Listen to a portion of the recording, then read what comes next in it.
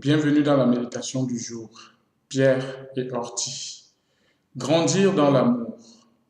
Nous allons lire le texte de Philippiens 1, verset 9 au verset 11. Lisons Philippiens 1, verset 9 au verset 11. Voici ce que je demande à Dieu dans ma prière, que votre amour grandisse de plus en plus, qu'il soit enrichi de vraies connaissances et de compréhension parfaite. Verset 10, pour que vous soyez capables de discerner ce qui est bien.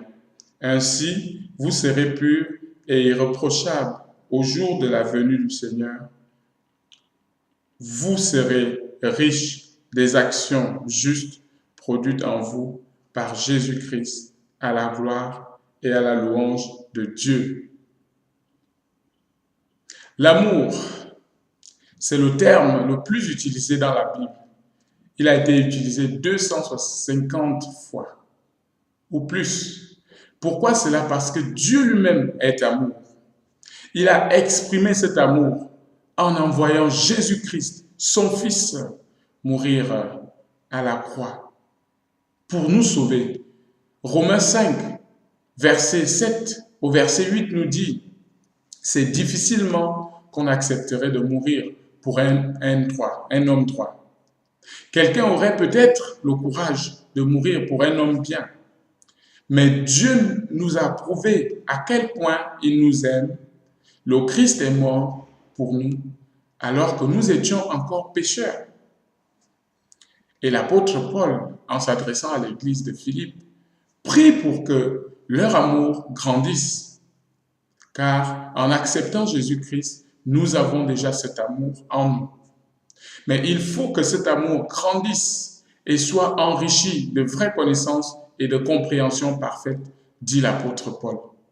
Le résultat, c'est que le chrétien sera capable de discerner le bien. Il sera riche des actions justes produites en lui par Jésus-Christ à la gloire et à la louange de Dieu. Quel est le bilan des actions aujourd'hui? Quel est le bilan des actions de ton Église aujourd'hui? Ces actions sont-elles justes?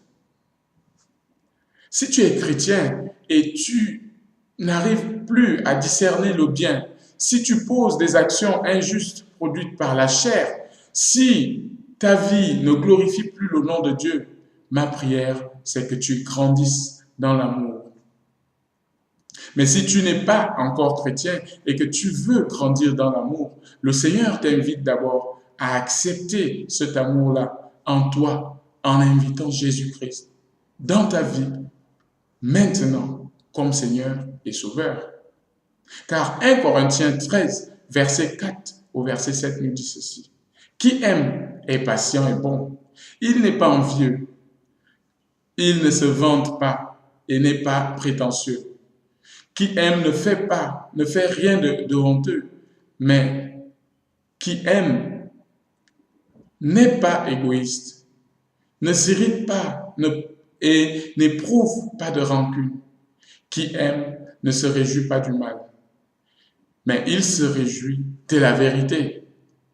Qui aime supporte tout et garde en toutes circonstances la foi, l'espérance et la patience. Que Dieu, le Père, nous fasse grandir dans son amour en Jésus-Christ, notre Seigneur et Sauveur. Amen.